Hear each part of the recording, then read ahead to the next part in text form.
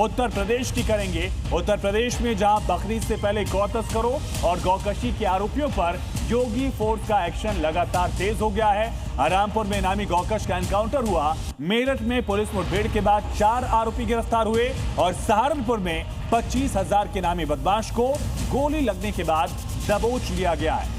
योगी सरकार का संदेश साफ है, मैसेज बिल्कुल क्लियर है। यूपी में गौकशी और गौ तस्करी पर अब जीरो टॉलरेंस की नीति लागू है और कानून तोड़ने वालों को सीधे एक्शन का सामना करना पड़ेगा, यह साफ कर दिया गया है।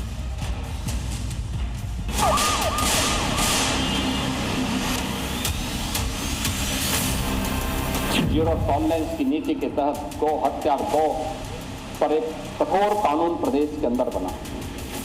हम लोगों ने प्रदेश के अंदर गौ तस्करी को रोका। बकरीद से पहले यूपी में गौकशी करने वालों और गौ तस्करों को योगी फोर्स का सीधा संदेश है, अगर यूपी में रहना है तो गौ तस्करी छोड़नी होगी, क्योंकि मिशन गौ तस्कर पर यूपी पुलिस का एक्शन लगातार जारी है। रामपुर से मेरठ और सहारनपुर तक कहीं इनामी गौकश को बुलेट ट्रीटमेंट मिला तो कहीं पुलिस मुठभेड़ में बदमाश लंगड़ाते नजर आए। और ये 3 तस्वीरें बता रही हैं कि योगी सरकार गौकशी और गौ तस्करी पर जीरो टॉलरेंस की नीति पर काम कर रही है।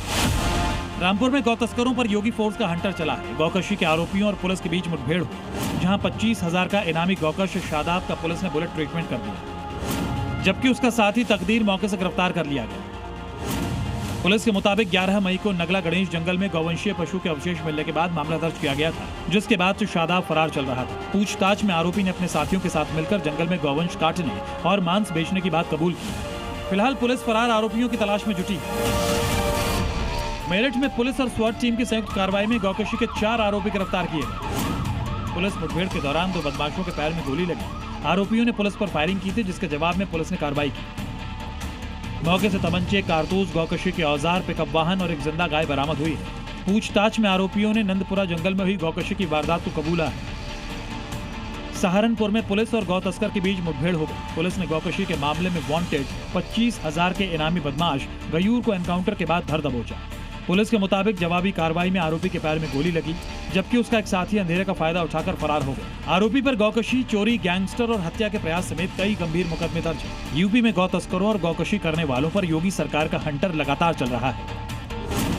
पिछले 8 सालों में गौ तस्करी और गौकशी से जुड़े करीब 36,000 आरोपियों को गिरफ्तार किया गया। 13,793 आरोपियों पर गुंडा एक्ट लगाया गया। 178 आरोपियों पर एनएसए के तहत कार्रवाई हुई, जबकि 14,305 मामलों में गैंगस्टर एक्ट लगाया गया। सिर्फ गिरफ्तारी ही नहीं, बल्कि अपराधियों की आर्थिक कमर तोड़ने के लिए 83 करोड़ 32 लाख रुपए की संपत्ति भी जब्त की गई। यानी बकरीद से पहले योगी फोर्स की ये फाइनल चेतावनी है।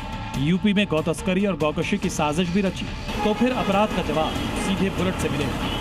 जी मीडिया। और महाराष्ट्र में भी बकरीद से ठीक पहले सरकार के एक फैसले ने विपक्षी खेमे में खलबली मचा दी है।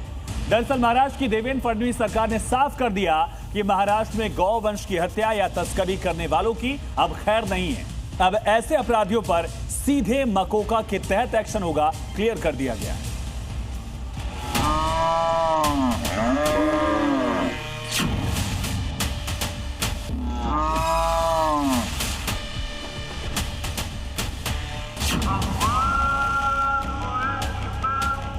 और जो गाय काटेगा, जो गोवंश काटेगा, उसको छोड़ेंगे नहीं।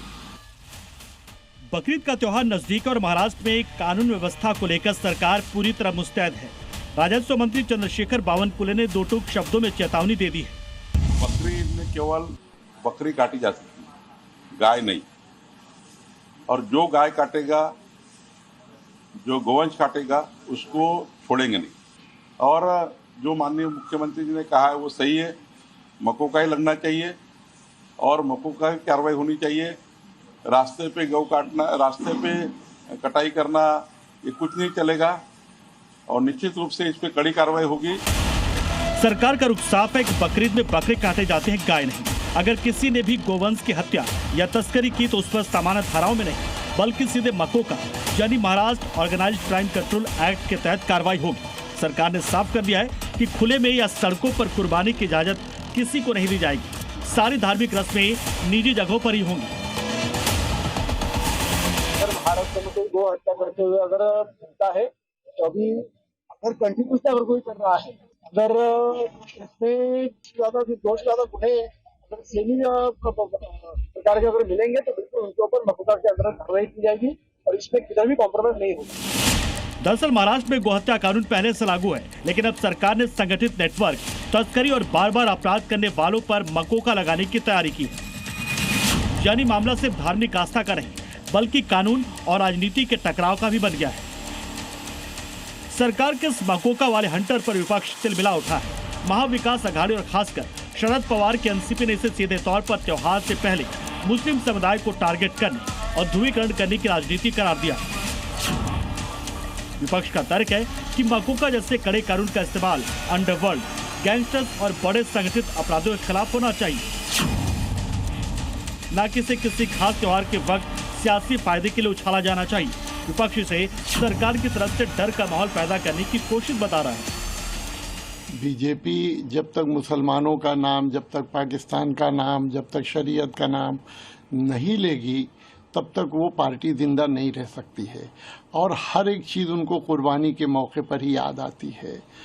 सवाल इस बात का है कि मकोका जो है वो कुर्बानी के लिए नहीं बनाया गया है। मकोका जो संगठित अगर कोई अपराध होता है उसमें उसका वो इस्तेमाल करें, हम लोग उसका स्वागत करते हैं। एक तरफ जहां सरकार मानखुद जैसे डेडिकेटेड मंडियों के जरिए नियमों के पालन और खुले में कुर्बानी न देने की हिदायत दे रही है, वही विपक्ष इसे सीधे सीधे चुनावी नफा नुकसान से जोड़कर देख रहा है।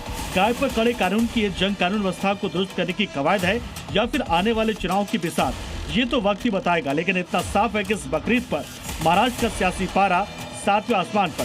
ब्यूरो रिपोर्ट, जी मीडिया। और बकरीद से पहले देवभूमि से भी धामी ने एक बड़ा संदेश दिया है।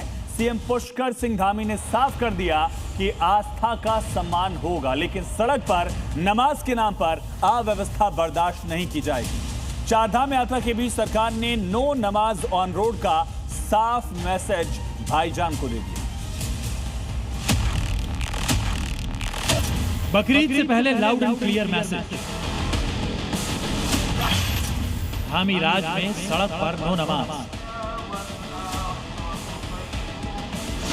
सड़कों को बिल्कुल जो है धार्मिक प्रदर्शन और इसका माध्यम नहीं बनने दिया जाएगा, ये हमने तय किया है। चारधाम यात्रा के बीच सीएम पुष्कर सिंह धामी का मैसेज लाउड एंड क्लियर है। देवभूमि उत्तराखंड में अब सड़क पर नमाज नहीं होगी। सीएम धामी ने कहा है कि आस्था के नाम पर सड़क जाम करने की इजाजत किसी को नहीं दी जाएगी। नमाज पढ़नी है तो मस्जिद में पढ़िए, ईदगाह में पढ़िए, लेकिन सड़क पर नहीं। आस्था का सम्मान सभी को करना चाहिए, लेकिन कानून और जो व्यवस्था है उससे ऊपर कोई नहीं है। इनको नमाज करनी है, करें भी, नमाज भी करनी चाहिए, जरूर करनी चाहिए। उनका अपना धर्म है तो उसका पालन करें, लेकिन मस्जिद, ईदगाह और ऐसे स्थानों पर पढ़ी जाए जहां पर वो व्यवस्था बनानी है। सार्वजनिक स्थानों को बाधित करने का काम नहीं करना चाहिए, किसी को आपके उससे परेशानी नहीं होनी चाहिए। धामी सरकार का सड़क पर नमाज को लेकर विजन एकदम क्लियर है। सड़क जाम करने की इजाजत नहीं मिलेगी। चारधाम यात्रियों को परेशान नहीं होने देंगे। नमाज तय जगह पर ही पढ़ने की इजाजत मिलेगी। यानी बकरीद के दौरान सड़क पर नमाज पढ़ने का प्लान बनाया तो फिर धामी फोर्स एक्शन को तैयार बैठी है। दिलचस्प बात यह है कि मुख्यमंत्री के बयान को उत्तराखंड वक्फ बोर्ड के अध्यक्ष शादाब शम्स का भी समर्थन मिला है। शादाब शम्स ने कहा कि सड़क पर नमाज पढ़ना इस्लाम का हिस्सा नहीं है। अगर किसी वजह से एम्बुलेंस रुक जाए, लोगों को परेशानी हो, तो ऐसी इबादत का कोई मतलब नहीं रह जाता। देखिए, युवा मुख्यमंत्री के इस निर्णय का हम स्वागत करते हैं और उन्होंने बिल्कुल स्पष्ट कहा है कि जो हम सबके आस्था का सम्मान करते हैं, लेकिन लॉ एंड ऑर्डर को मेंटेन रखने की जिम्मेदारी भी सबकी है। जो लॉ एंड ऑर्डर को मेंटेन नहीं रखेगा, फिर उसके खिलाफ सख्त कार्रवाई की जाएगी। एक तरफ धामी का नो रोड नमाज संदेश, दूसरी तरफ कुछ मौलाना ऐसे भी हैं जो धामी सरकार को घेर रहे हैं। फिलहाल देवभूमि से मुख्यमंत्री धामी ने साफ संदेश दे दिया है, बकरीद पर आस्था का सम्मान होगा, लेकिन सड़क पर अव्यवस्था नहीं चलेगी। ब्यूरो रिपोर्ट, जी मीडिया। और पश्चिम बंगाल में बकरीद से पहले सियासत, धर्म और कानून तीनों आमने सामने खड़े हो गए हैं। वो बंगाल जहां कभी तुष्टीकरण के आरोपों पर राजनीति गर्मा जाया करती थी, आज वहां की तस्वीर पूरी तरह से बदल चुकी है। शुभेंदु सरकार ने दीदी राज के एक और बड़े फैसले को पलट दिया है। बकरीद पर मिलने वाली 2 दिनों की छुट्टी पर शुभेंदु सरकार का हंटर कैसे चला, ये रिपोर्ट देखिए। बंगाल में कट्टरपंथ का काउंटडाउन, सड़क पर नो नमाज, गाय की कुर्बानी बैन। बकरीद से पहले शुभेंदु की स्ट्राइक। पश्चिम बंगाल में सत्ता परिवर्तन के बाद शुभेंदु सरकार के ताबड़तोड़ फैसले जारी हैं। क्राइम से लेकर कट्टरपंथ और ममता के तुष्टीकरण के फैसलों पर शुभेंदु अधिकारी ताबड़तोड़ फैसले ले रहे हैं। और अब बकरीद यानी ईद उल अजहा से पहले बंगाल में सख्ती का नया चैप्टर लिखा गया। ताजा फैसला बकरीद की छुट्टी को लेकर है। बकरीद पर ममता सरकार के पुराने फैसले को शुभेंदु राज में पलट दिया गया है। दरअसल ममता सरकार ने बकरीद पर 2 दिन की छुट्टी का ऐलान किया, जिसे बंगाल की नई सरकार ने 1 दिन का कर दिया है। ममता राज में बकरीद पर 26 और 27 मई को छुट्टी दी गई थी, लेकिन अब बंगाल में सिर्फ 28 मई को अवकाश रहेगा। ममता बनर्जी ने सरकारी नोटिफिकेशन जारी किया था और शुभेंदु अधिकारी ने ममता राज के नोटिफिकेशन को कैंसिल कर दिया है। पश्चिम बंगाल में बकरीद से पहले शुभेंदु अधिकारी की सरकार ताबड़तोड़ फैसले ले रही है। बंगाल में शुभेंदु सरकार बनने के बाद बकरीद को लेकर नियमों में क्या बदलाव आया है, ये भी जान लीजिए। एक तरफ जहां सरकार ने प्रशासनिक हंटर चलाया, तो दूसरी तरफ कलकत्ता हाईकोर्ट से भी तुष्टीकरण की राजनीति करने वालों को बड़ा झटका लगा। हाईकोर्ट ने पशुवध को लेकर राज्य सरकार की सख्त गाइडलाइंस पर अंतरिम रोक लगाने से साफ इंकार कर दिया है। कोर्ट ने सुप्रीम कोर्ट के पुराने ऐतिहासिक फैसले का हवाला देते हुए बेहद तल्ख टिप्पणी की और कहा कि ईद उल जुहा के मौके पर गाय की कुर्बानी देना इस्लाम का कोई अनिवार्य या अभिन्न हिस्सा नहीं है। इस फैसले के बाद बंगाल में कुर्बानी की धमकी बनाम अवैध स्लॉटर हाउस पर बैन की जंग छिड़ गई। बंगाल से जहां सत्ता परिवर्तन के बाद से अतिक्रमण और अवैध कब्जों को लेकर कार्रवाई की तस्वीर आ रही है, वहीं प्रशासन अवैध कब्जों को चिन्हित कर रहा है और बुलडोजर उन्हें मिट्टी में मिला रहा है। बंगाल में अब किसी भी तरह का अपराध हो या अपराधी कोई भी हो, सबका इलाज बुलडोजर ही है और पश्चिम बंगाल के अपराध कल्चर के लिए बुलडोजर एक बड़ा विलन बन गया है।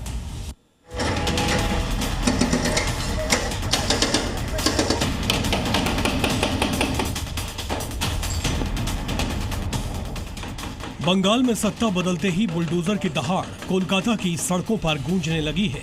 बंगाल में बीजेपी की सरकार आते ही कब्जा, कटमनी, कट्टरपंथियों पर कानून और बुलडोजर का शिकंजा तेजी से कसा है और ममता राज में जो भी अवैध तैयार हुआ उसे मिट्टी में मिलाया जा रहा है। सबसे बड़ी और ताजा तस्वीरें कोलकाता के बेलेघाटा इलाके से आई है। सॉल्ट लेक के पास टीएमसी के कद्दावर नेता राजू नस्कर ने जिस खेल के मैदान पर अवैध कब्जा कर बहुमंजिला इमारत खड़ी कर दी थी, आज उसे केएमसी के बुलडोजर ने मलबे में तब्दील कर दिया। एक बार तस्वीर आपको दिखाएंगे, कैमरा पर्सन को बोलेंगे सामने का तस्वीर दिखाने के लिए। यहाँ पे कोलकाता पुरसभा की तरफ से नोटिस दिया गया था जो ये बिल्डिंग पूरा इलीगली बनाया गया है, इस बिल्डिंग को पूरा से पूरा डेमोलाइज किया जाएगा। अभी आप देख सक रहे हैं बुलडोजर से पूरा इलीगल बिल्डिंग को तोड़ा जा रहा है। इलाका का जो बासिंदा लोग है उन लोग का कहना है जब ये बिल्डिंग बनाया था इलीगली बनाया था, क्योंकि अभी हम जहाँ पे खड़े हैं ये एक मैदान आप देख सक रहे हैं, ये मैदान के जो जगह है वो जगह भी ये ले लिया, ऐसा ही आरोप है। आपको बता दें कि जिस इमारत को तोड़ा जा रहा है इसमें 20 से ज्यादा फ्लैट है। एक फ्लैट की कीमत 30 लाख रुपए से ज्यादा है। मतलब इस एक अवैध इमारत से 6 करोड़ रुपए की कमाई होने वाली थी। साथ ही इस इमारत के पास 2 और बड़ी बिल्डिंग्स हैं जिन पर भी डेमोलिशन का डंडा चल सकता है। बेलेघाटा में टीएमसी नेता पर चल रहे एक्शन के वक्त सुरक्षा इतनी कड़ी है कि परिंदा भी पर नहीं मार सकता। भारी पुलिस बल और केंद्रीय सुरक्षा बलों की मौजूदगी में इस अवैध रसूख को मिट्टी में मिला दिया गया।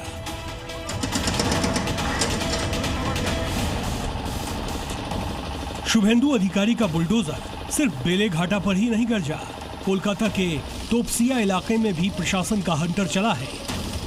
यहाँ एक विवादित जमीन पर धड़ल्ले से कंस्ट्रक्शन के पिलर खड़े किए जा रहे थे, लेकिन कानून का डंडा ऐसा चला कि अब गैस कटर से इन लोहे की रॉड्स को काटा जा रहा है। कोलकाता पुलिस और म्युनिसिपैलिटी की टीम ने मौके पर पहुंचकर अवैध निर्माण को जड़ से उखाड़ फेंका है। इधर कोलकाता के कस्बा इलाके में खुद नगर उन्नयन मंत्री अग्निमित्रा पाल मोर्चे पर डटी नजर आई। कस्बा में कुख्यात सोनू पप्पू के 2 अवैध घरों पर प्रशासन का बुलडोजर गरजा।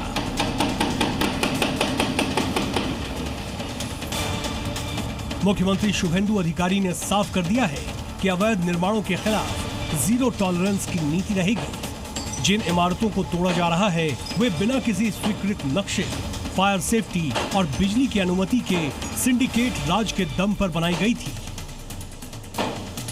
এরকম একটা সরু জায়গায় বাড়িটা ঢুকিয়ে দেওয়া হয়েছে, বাড়ি করতে দেওয়া হচ্ছে, এটা কি মিস্টার ফিরাজ হাকিমের কাছে খবর ছিল না? এরকম শয়ে শয়ে বাড়ি হয়েছে পশ্চিমবঙ্গে, কলকাতাতে, সেগুলো কি মিস্টার ফিরাজ হাকিম বা ওনার টিম, মাননীয় মুখ্যমন্ত্রী, এক্স মুখ্যমন্ত্রী অভিষেক ব্যানার্জি যারা এত কথা বলতে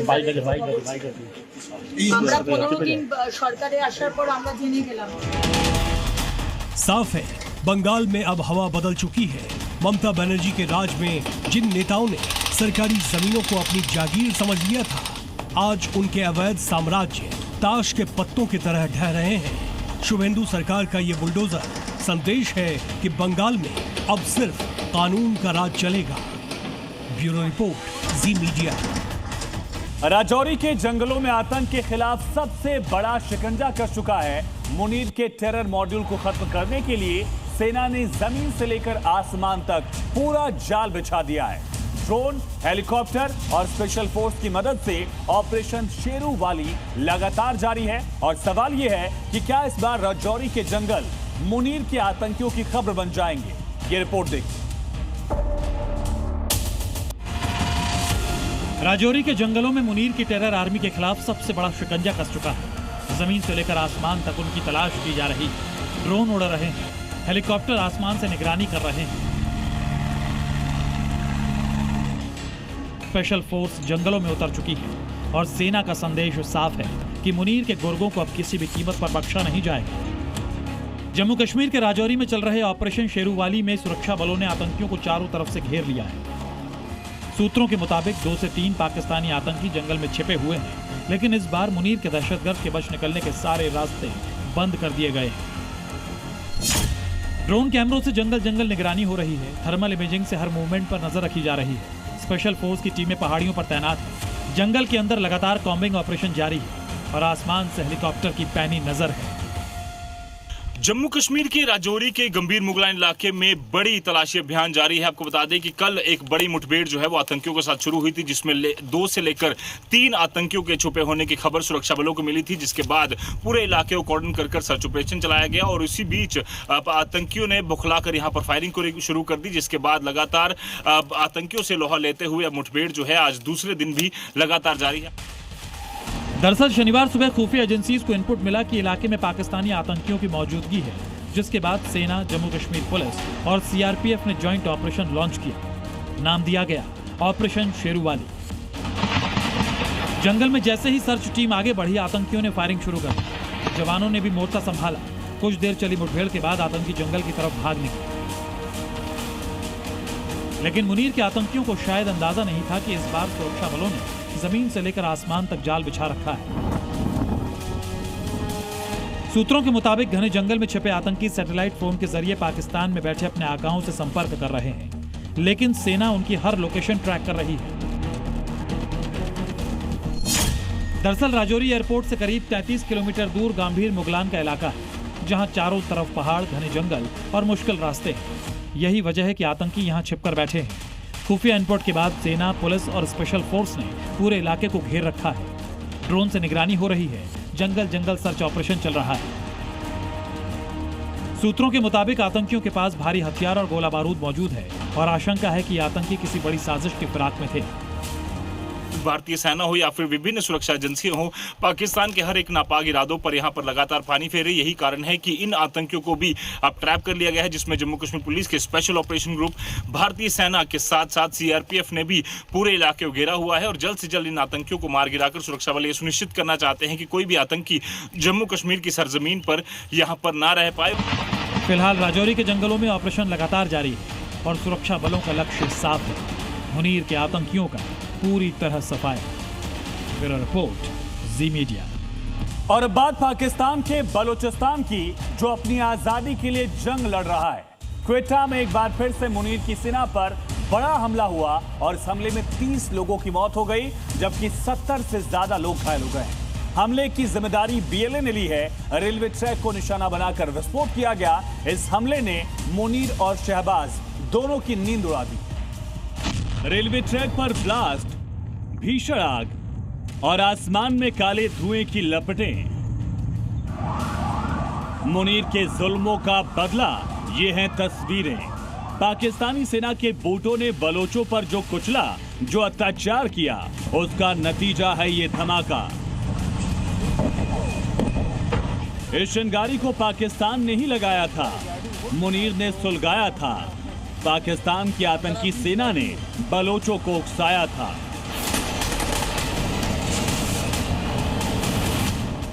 आज अपनी ही लगाई चिंगारी में जल रहा है पाकिस्तान। ये तस्वीरें बलूचिस्तान की राजधानी क्वेटा की हैं। धमाका कितना जोरदार था, अंदाजा इन तस्वीरों से आप लगा सकते हैं। हर तरफ आग की लपटें हैं, धुएं का काला गुबार है, जलती हुई गाड़ियां हैं, अफरा तफरी का माहौल है और बलूचिस्तान के पाकिस्तान से अलग होने का ये प्रमाण है। क्वेटा में ट्रेन को निशाना बनाकर सुसाइड अटैक किया गया। क्वेटा के चमन फाटक के पास रेलवे ट्रैक को उड़ाया गया। जोरदार धमाके में कम से कम 30 लोगों की मौत हो चुकी है। इस हमले में मरने वालों की संख्या बढ़ सकती है। 70 से ज्यादा लोग इस आत्मघाती हमले में घायल हुए। बलोच लिबरेशन आर्मी यानी बीएलए के मजीद ब्रिगेड ने धमाके को अंजाम दिया। बताया जा रहा है कि क्वेटा कैंट से सैन्य कर्मियों को ले जा रही जाफर एक्सप्रेस ट्रेन को निशाना बनाकर फिदायीन हमला हुआ। यानी इस ट्रेन में मुनीर के सेना के जवान सवार थे, जिन्हें बीएलए ने निशाना बनाया और रेलवे ट्रैक के नजदीक शक्तिशाली विस्फोट किया। धमाके के चलते पैसेंजर ट्रेन की बोगी पूरी तरह से जलकर खाक हो गई, जबकि ट्रैक के आसपास मौजूद कई घरों और वाहनों को भी भारी नुकसान पहुंचा। घटना की सूचना मिलते ही स्थानीय लोग और पुलिस अधिकारी तुरंत घटनास्थल पहुंचे, राहत और बचाव कार्य शुरू किया। सुरक्षा बलों ने पूरे इलाके को घेर लिया। इस हमले में घायल हुए लोगों को नजदीकी अस्पताल में भर्ती कराया गया है। बताया जा रहा है कि बीएलए ने इस धमाके को उस वक्त अंजाम दिया जब ये ट्रेन अर्धसैनिक बलों के परिवारों को ईद की छुट्टियों के लिए घर वापस ले जा रही थी। चमन फाटक के पास अतिरिक्त बोगियां जोड़ने के लिए रुकी थी। इसी का फायदा उठाकर बीएलए के लड़ाकों ने विस्फोट कर दिया। धमाका इतना भीषण था कि ट्रेन की 2 बोगियां पटरी से उतर गई, पूरी तरह क्षतिग्रस्त हो गई। बलूचिस्तान के लोग मुनीर के आतंक से छुटकारा चाहते हैं, एक आजाद देश की मांग कर रहे हैं। पिछले कुछ दिनों में बलूचिस्तान के इलाकों में बीएलए ने अपना दबदबा तेजी से कायम किया। पाक सैनिकों पर ताबड़तोड़ हमले हो रहे हैं। एक बात क्लियर हो चुकी है कि मुनीर का आतंक अब बलूचिस्तान में खत्म होता दिखाई दे रहा है। बलोच अब खुली हवा में सांस लेना चाहते हैं। क्वेटा में हुए विस्फोट ने बता दिया कि बलूचिस्तान कभी भी पाकिस्तान के हाथ से निकल सकता है। ब्यूरो रिपोर्ट, जी मीडिया। 40 दिन की मार से टूटे ईरान के सुप्रीम लीडर ने अब पर्दे के पीछे घुटने टेक दिए हैं, तो दूसरी तरफ डोनाल्ड ट्रंप ने ट्रिगर पर उंगली रखकर ईरान को अल्टीमेटम दे दिया। अमेरिकी राष्ट्रपति डोनाल्ड ट्रंप ने कह दिया कि ईरान के साथ समझौता होने या दोबारा युद्ध शुरू होने की संभावना 50-50 है। क्या है इस महासंकट की पूरी इनसाइड स्टोरी, ये रिपोर्ट देखिए। शुरुआत हुई थी एक चिंगारी से, जो देखते ही देखते 40 दिन के भीषण महायुद्ध में बदल गई। अमेरिका और ईरान दोनों ने एक दूसरे पर इतने ताबड़तोड़ हमले किए कि नुकसान का अंदाजा लगाना भी अब मुश्किल है। जब दोनों देशों को समझ आया कि इस जंग में कोई जीतेगा नहीं, तो इस्लामाबाद में शांति की टेबल सजी। 21 घंटे तक मैराथन बैठक चली, लेकिन नतीजा 0 यानी 0। हॉर्मुज़ की नाकेबंदी हटाने और ईरान के परमाणु कार्यक्रम पर दोनों देश अपनी अपनी शर्तों पर अड़े रहे, लेकिन इस्लामाबाद में सीना तान कर खड़े रहने वाले ईरान की अकड़ 40 दिन की जंग की मार के आगे ज्यादा देर टिक नहीं पाई। खोखली हो चुकी अर्थव्यवस्था और अमेरिकी बमबारी के खौफ के बीच आखिरकार ईरान के सुप्रीम लीडर ने घुटने टेक दिया। फाइनेंशियल टाइम्स की रिपोर्ट के मुताबिक यह खुलासा हुआ है कि पूरी तरह तबाह होने के कगार पर पहुंचे ईरान ने अब गुपचुप तरीके से समझौते का नया रास्ता चुना।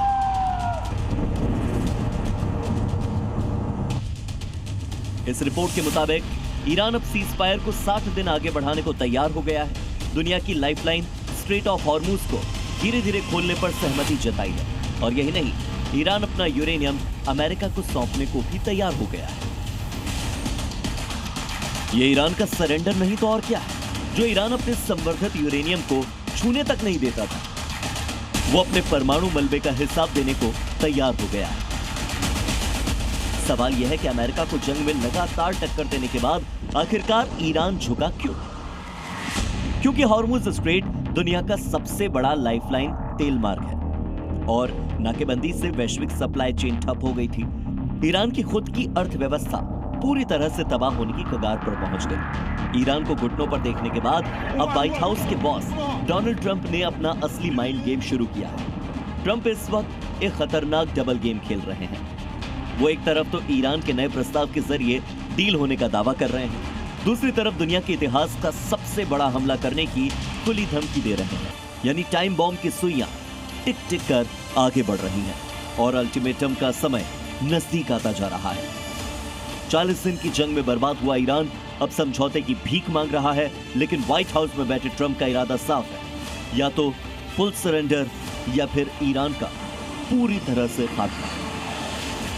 और क्या अमेरिका के राष्ट्रपति डोनाल्ड ट्रंप किसी बहुत बड़ी और गहरी साजिश के निशाने पर हैं? क्या कोई अदृश्य ताकत ट्रंप को रास्ते से हटाना चाहती है? ये सवाल इसलिए है क्योंकि एक बार फिर व्हाइट हाउस दहल उठा है।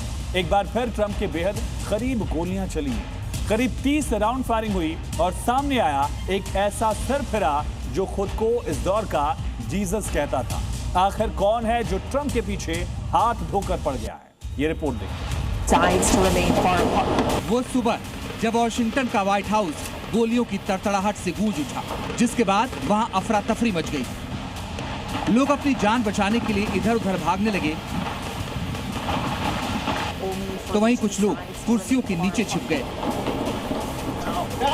दरअसल एक संदिग्ध हमलावर ने एक के बाद एक करीब 30 राउंड फायरिंग की। ये घटना उस वक्त हुई जब अमेरिकी राष्ट्रपति डोनाल्ड ट्रंप व्हाइट हाउस के भीतर ही मौजूद थे। जानकारी के मुताबिक हमलावर सिक्योरिटी चेक पॉइंट की तरफ बढ़ा, जहां सीक्रेट सर्विस के जांबाज तैनात थे। इससे पहले कि वो कोई बड़ा अनर्थ करता, सुरक्षा बलों ने जवाबी कार्रवाई की। हमलावर को ढेर कर दिया गया।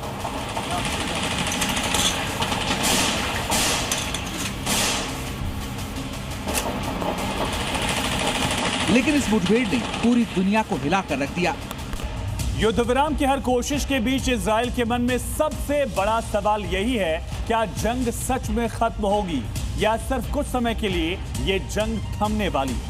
तेल अवीव को डर है कि अगर खतरे की जड़ बची रही तो आने वाला वक्त और भी ज्यादा विस्फोटक हो सकता है। इजराइल को डर क्यों सता रहा है, उसकी 10 बड़ी वजह भी समझते हैं। ये वजह जान लीजिए। दरअसल बिना खतरा खत्म हुए जंग का अंत, युद्ध रुकेगा लेकिन खतरा जिंदा रहेगा, ये डर है। इसकी वजह है डर ये कि ईरान की परमाणु क्षमता बचने का डर है। वजह कल फिर परमाणु बम की दौड़ ईरान शुरू कर सकता है।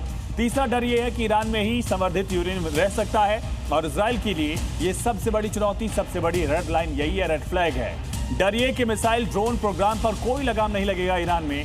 वजह क्योंकि ईरान की मारक क्षमता जो है, ताकत जस की तस बनी हुई है। हिजबुल्लाह हूती पर एक्शन नहीं होने की वजह से इजराइल की सीमाओं पर लगातार खतरा मंडराता रहेगा। नेतन्याहू डर रहे हैं। छठा पहलू यह है कि बातचीत की आड़ में ईरान को समय मिल जाएगा, शांति नहीं बल्कि रणनीतिक तैयारी का मौका मिलेगा, हथियार डेवलप करेगा। भविष्य में इजराइल के हाथ बंधने का डर है क्योंकि अमेरिकी दबाव में सैन्य कार्रवाई इजराइल ईरान पर नहीं कर पाएगा। डर यह है कि प्रतिबंध हटा तो ईरान को मौका मिल जाएगा, पैसा भी मिलेगा, नई फंडिंग मिलेगी तो जंग के लिए नई तैयारी और नए हथियार मिल जाएंगे ईरान को।